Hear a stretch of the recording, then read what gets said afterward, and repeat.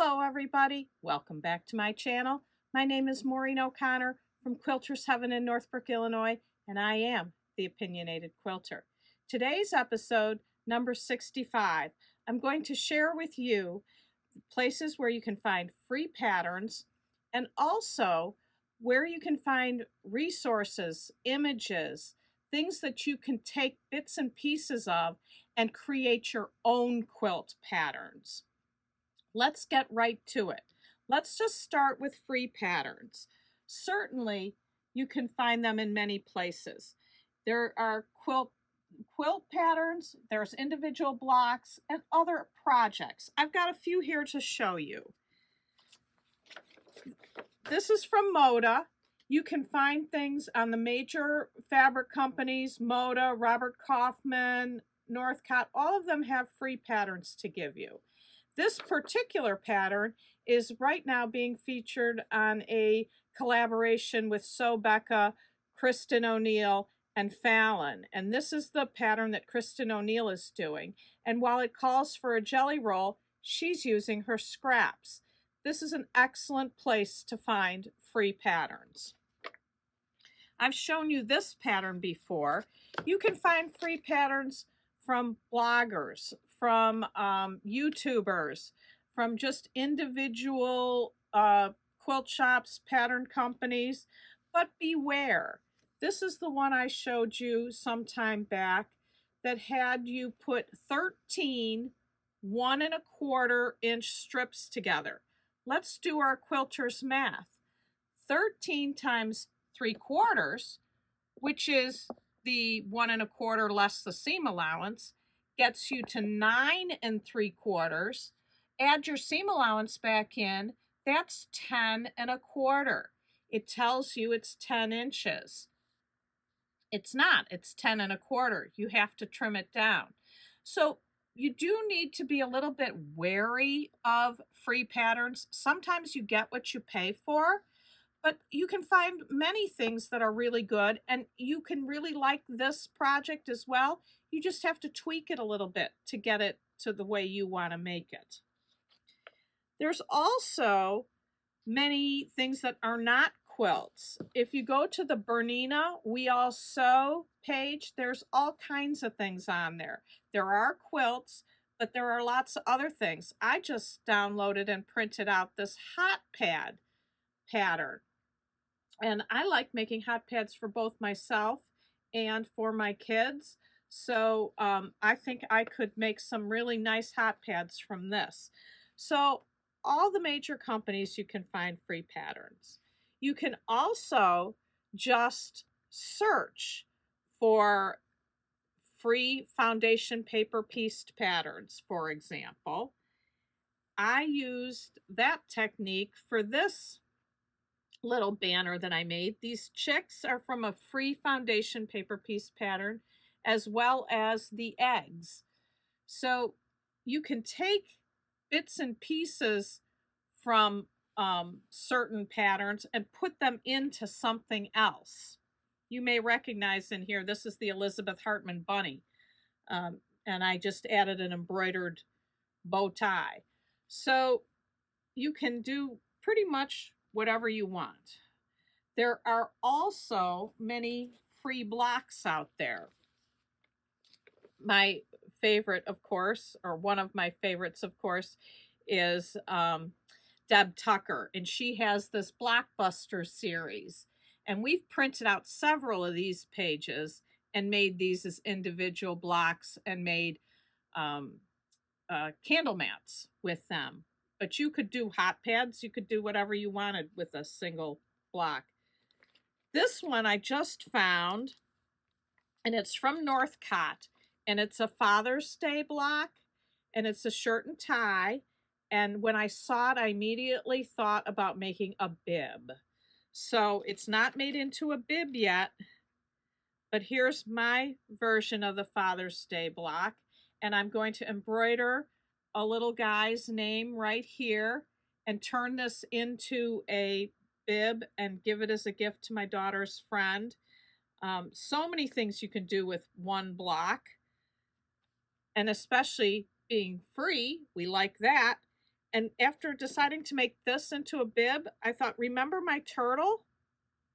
I had this little turtle sitting when after I showed you how to do foundation paper piecing.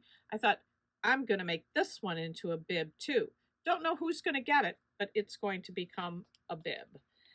So that is many things you can do with and get free. What I really want to show you, because many of you probably already knew this, I really want to show you how to use images that you can find online. We'll take a break to bring the camera down onto the table and let me show it to you. I decided to make a little wall hanging that featured my beloved Chicago Cubs. I wanted to have a baseball diamond on it. And I just Googled baseball diamonds. And there's the Google images. And one came up of a baseball diamond that I thought would work. And I printed it out. And this is what I got. In here, I used 2 different greens to show how when they mow the lawn, you can see the lines. And then I just fused this onto the grass and did a little blanket stitch around, triple straight stitch to make the foul lines. It isn't made into my little wall hanging yet, but I'm working on it. So Google images, anything that you can print out, you can cut up and make into a quilt pattern block. Take your favorite sports team.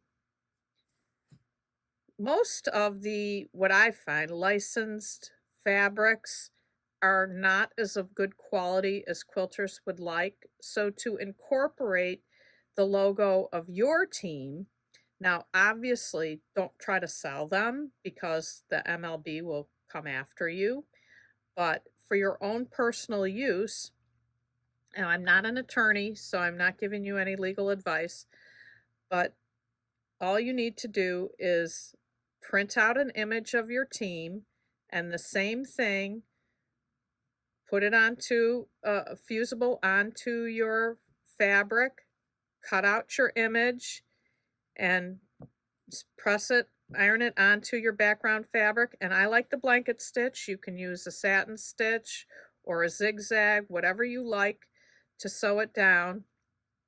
But this is a great way to get your team's logo on without buying inferior quality fabric to get there. Another way to use images is to use coloring book pages. And I wanted to make a hot dog. So I found this free coloring book page, and you can just Google coloring book pages, and then you can search what you're looking for. So all you do, and this is important on the words for the Cubs as well, you have to put your image onto the double-sided fusible upside down, or your letters will come out in mirror image and your direction of your fabric here will be opposite. So take a look at my sunglasses. So I copy this, I cut out the outside and I cut out the inside. So here's what I'm going to do for the sunglasses, this beautiful red. This is the wrong side. This is the right side where you can see through here the image that came from the coloring book page. And I put it on upside down to the fusible. And then I would press this on here, cut it out. Here's my inside of the glasses. I've got them both here on a double-sided fusible. Mine's Heat and Bond Featherlight, but you can use Steam-A-Seam too, whatever brand you like. And then you cut them out. And I don't have a background that I've decided to put this on yet, so I can't show you this on a background, but here's back to the hot dog. I've already cut out the dog and the bun, and I've sewed them down all the way around with a tiny, tiny little blanket stitch, but here's my mustard. And you just take off, let's see if I can do this here. Take off the paperback fusible. Do I have it? Nope. I shouldn't have tried to do this while we're filming. There we go. Oh, nope, don't have it. Well, trust me. It sometimes takes a little bit to get it going. If we weren't filming, I would use a pin. In fact, let's just pause 1 second and I will get this paper off. Okay, I just used a pin to score this a little bit up here, and then it came loose. So you just pull it the rest of the way off, and I don't know if you can see on the camera, but it's a little shiny there. You can see the fusible there. Take that all off.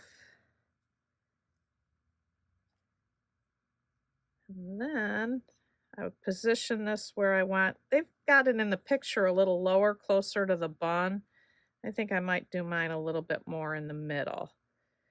But then I would just press this down and do the same blanket stitch all the way around. And I now have a hot dog made from a free coloring book page.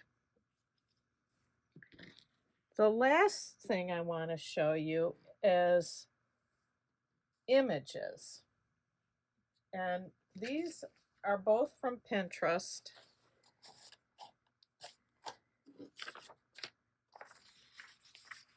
And so I'm doing these series of door banners where what I'm trying to do with the baseball is probably June.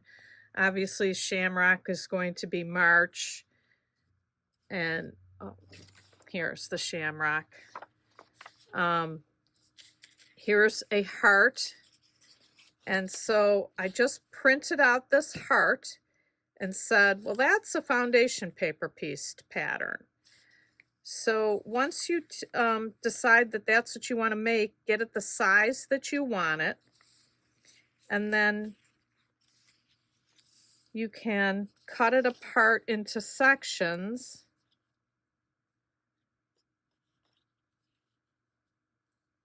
Do I have those the right way? You have to match it up to the pattern. No, I got them flipped, don't I? This is over here. But anyway, I would then copy these pieces onto the vellum that I like to use for the foundation paper piecing. And I've just made my own foundation paper piece pattern from this image that I printed off of the computer. So that is a great way to not spend money on a pattern, because you don't have to. They're out there. One last thing I want to show you, and I may have shown you this before. This is a picture of the fabric that I printed off of the Spoonflower website. It's the Bargello Needlepoint in Marigold by Gigi and May, and that's the pattern that I used for my Amish Bargello. So I took a picture of fabric and made a quilt pattern from it. So, I mean, they're out there. Inspiration can be anywhere. I was watching an NBC show a couple years ago, and it was a crafting show, and I liked their floor.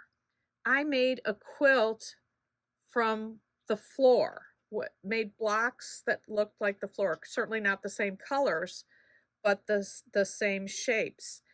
People look at ceilings, ancient ceilings, and take pictures of those, and you can turn those into quilt patterns. Inspiration is absolutely everywhere. So keep your eyes open. When you see something that could be a really cool quilt, take a picture of it. Or if it's a picture on a computer, print it out. And you can take those images and make it into a quilt.